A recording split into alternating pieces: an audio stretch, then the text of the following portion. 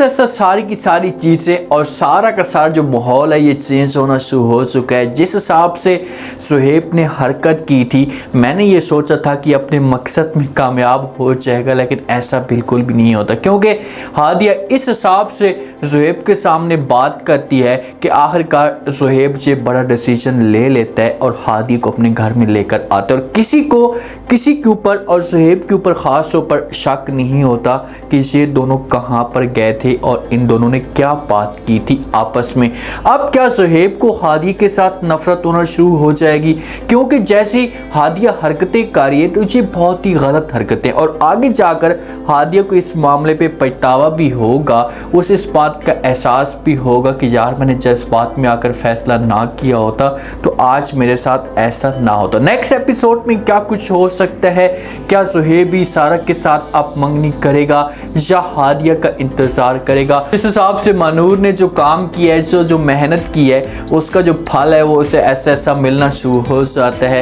एहसन भी मानूर के साथ प्यार से रहता है, क्योंकि एहसन समझना शुरू हो चुका है कि भाई ये सब कुछ मानूर की वजह से हुआ है और मानूर ने भी अपनी तरफ से पूरी कोशिश की थी। मानूर ने तो अपनी तरफ से इस वजह से कोशिश की थी कि यार किसी तरीके से मेरा जो घर है ये बच जाए, अगर हादिया के साथ सुहेब की शादी होती है तो मेरा जो घर होगा ये बर्बाद हो जाएगा। एहसन का जो रवैया था मानूर के साथ हर रोज बिगड़ता जा रहा था, वो प्यार से बात नहीं करता था, अपने कमरे के अंदर इसे एक वैल्यू नहीं देता था, हर वक्त कमरे से बाहर निकाल देता था। तो मानूर ने कोशिश की तो उसका जो फल है इसे मिलना शुरू हो जाता है। एहसन मानूर के लिए बाहर विजिट का जो घूमने का वीज़ा लगवाते हैं कि भाई आज हम जो है वो दुबई निकल जाएंगे या कुछ दिनों के बाद, उसके बाद दुबई में घूमेंगे, इंजॉय करेंगे।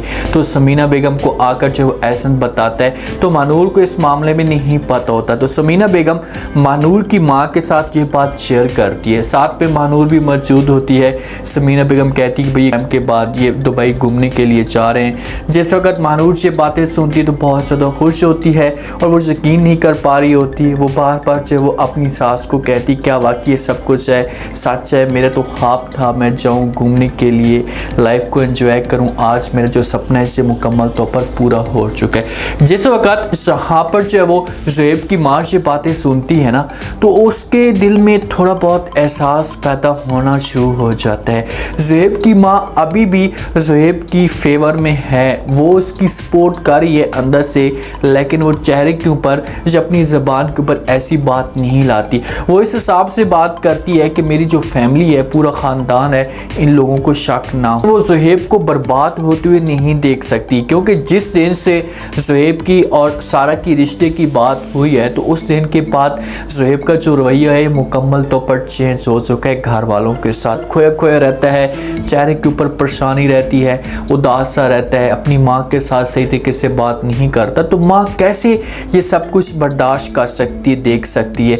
मानूर तो अपनी लाइफ में खुश है, उसकी अपनी ज़िंदगी है, लेकिन माँ अपने बेटे के लिए ज़्यादा फेवर करेगी, इसके बारे में ज़्यादा सोचेगी कि यार मेरा जो बेटा है इसका घर पर बात ना हो। तो हो सकता है कि जिस वक्त मजबूर हो तो ये सुहेब के सामने जाकर बात कर ले, उससे कहे कि बेटा अगर आप जाना चाहते हैं हादी के पास तो मुझे किसी किस्म का कोई भी एतराज़ नहीं। लेकिन अब इतनी ज़्यादा देर हो चुकी है कि हादिया ने जो डिसीजन लेना था गलत, उसने ये डिसीजन ले लिया है। मजबूरी में आकर इसने जज्बात में आकर ये फैसला कर लिया कि मैं उमैर के साथ शादी करने के लिए तैयार हूँ। लेकिन जैसे जैसे अब उमैर हरकतें करता जा रहा है ना तो इसे एहसास अब ऐसा होगा कि यार मैंने गलत किया है। आप कभी भी जज्बात में आकर या अपनी फैमिली को खुश करने के लिए इस तरह के फैसले ना किया करें जो आप जहाँ पर आपने ज़िंदगी सारी गुजारनी हो। अगर आप इस तरह का कदम उठाएंगे, जज्बात में आकर फैसला करेंगे तो ज़िंदगी जो होगी आपकी आगे जाकर बर्बाद हो सकती है। अब उमैर की हरकतें होती हैं, उसकी जो सोच होती है, लालच वाली सोच होती है, तो हादिया की सब कुछ सूट नहीं करता, उसे सब कुछ पसंद नहीं आता। लेकिन इसने अपनी फैमिली को खुश करने के लिए इस तरह का काम कर दिया कि चलो मेरी फैमिली इस मामले में खुश हो जाएगी, एक दफ़ा तुम्हारी शादी उमैर के साथ हो जाए फिर देखो कि तुम्हारी ज़िंदगी किस तरह बर्बाद होती है। आपको ऐसा नहीं करना चाहिए था।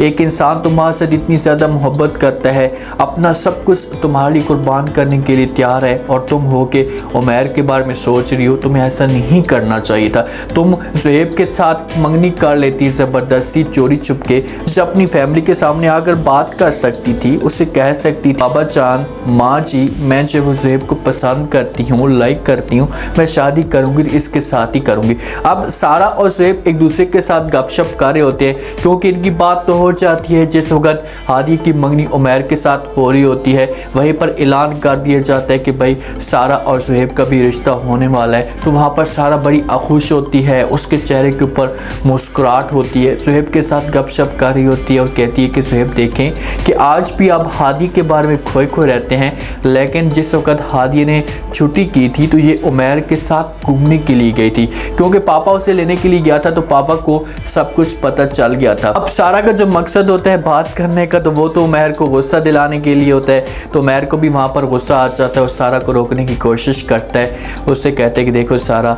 क्या हम हादी के अलावा किसी और मौजू पे डिस्कस कर सकते हैं, प्लीज़ मेरे सामने जो वो हादी का नाम मत ले। तो सारा से बातें सुनती है तो उमैर को जवाब देती है और कहती कि हाँ मैं क्यों नहीं, मैं आपके साथ और मौजू पे भी डिस्कस कर सकती हूँ, अपने बारे में बात कर सकती हूँ, तुम्हारे बारे में बात कर सकती हूँ, हम दोनों एक दूसरे के बारे में गपशप कर सकते हैं। बस मैं तो ये चीज़ें चाहती हूँ कि आप हादी के नाम तक मत लें और हादी को हमेशा के लिए भूल जाए। ज़ुहैब कहता है कि ठीक है, अगर आप अपने बारे में बात करना चाहती हैं तो करें, लेकिन मेरे सामने जो वो हादी का नाम मत ले।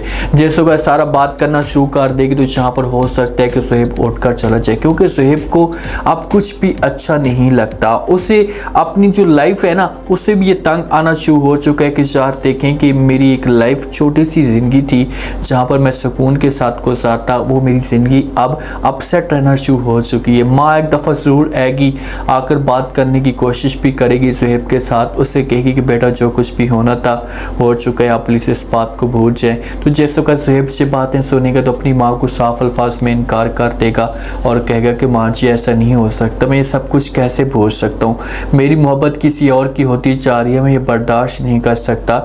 मैंने सोचा था हादी के साथ अपनी ज़िंदगी गुजारता लेकिन ऐसा नहीं हुआ। मुझे आज भी यकीन है कि हादी मेरे साथ मोहब्बत करती है, हादी मजबूरी की वजह से सब कुछ कर रही। तो माँ कहेगी कि अगर हादी तुम्हारे साथ मोहब्बत करती तो वो कभी भी ऐसा का कदम ना उठाती, वो सबके सामने ये कहती कि मैं शादी करूँगी तो ज़ुहैब के साथ ही करूँगी। उसने ऐसा नहीं कहा तो इसका मतलब है कि हादी तुम्हें किसी किस्म की कोई दिलचस्पी नहीं रखती। हमारे ज़ुहैब को 100% यकीन है, उससे 100% इस बात का विश्वास है कि कभी भी हादिया ऐसा काम नहीं कर सकती, अगर मोहब्बत करती है तो मेरे साथ ही करती है। अब होगा क्या ज़ुहैब के दिल में हादिया के लिए नफ़रत पैदा हो जाएगी? मैं तो ये कहूँगा और ऑडियंस भी अब सही चाहेगी कि यार ज़ुहैब अपने आप को थोड़ा सा कुछ टाइम के लिए 8 से 10 एपिसोड दूर कर ले हादिया से, ताकि हादिया को आगे जाकर एहसास हो। जिस वक्त ये उमैर की क्लोज होगी, उमैर के साथ रहेगी, उमैर का बात करने का जो अंदाज़ होगा इसे ख़राब होता जाएगा, सही तरीके से बात नहीं करेगा,